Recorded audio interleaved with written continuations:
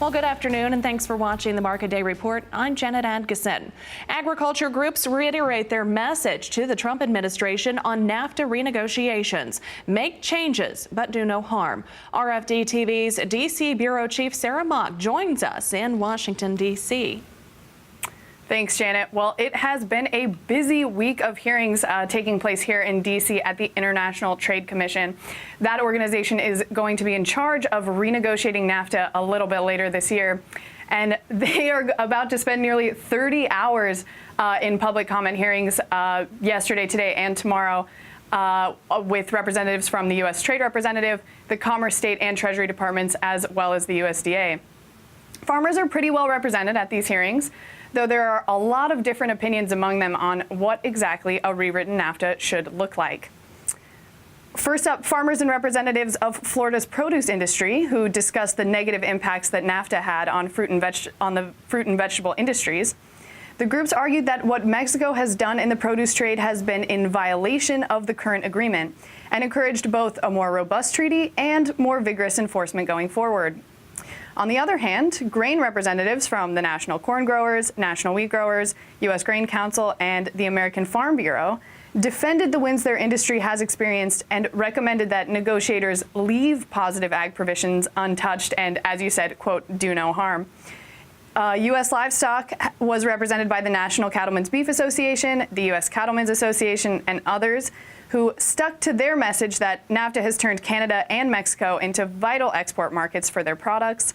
And NCBA's Kevin Kester also discouraged the resurrection of regulations like country of origin labeling, a topic which as we know, has resurfaced in recent weeks after the announcement that Brazilian beef would no longer be able to enter the U.S. market given food safety concerns.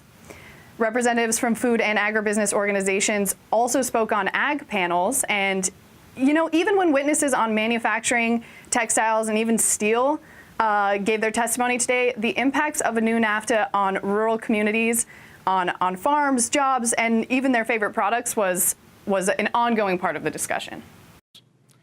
A pair of Wrangler jeans assembled in one of our Mexican factories uses cotton from Texas, fabrics and zippers from Georgia, and threads from North Carolina, and supports thousands of jobs across the U.S. We know that ending NAFTA would cripple U.S. textile, apparel, brand, and farm jobs. Withdrawing from NAFTA or significantly changing NAFTA textile and apparel provisions will harm U.S. jobs, harm U.S. exports, and harm U.S. manufacturing.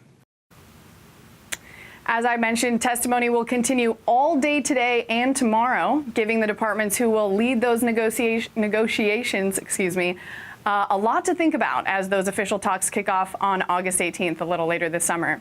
Janet?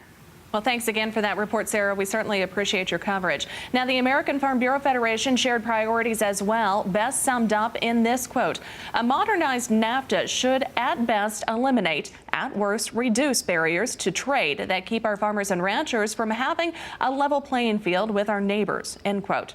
And the National Corn Growers Association also commented, saying North America has become the most important export market for the U.S. corn industry. Corn farmers export about 20% of our annual corn crop, and exports account for about 1/3 of our income, end quote. Well, the government is expected to release its priorities around mid-July.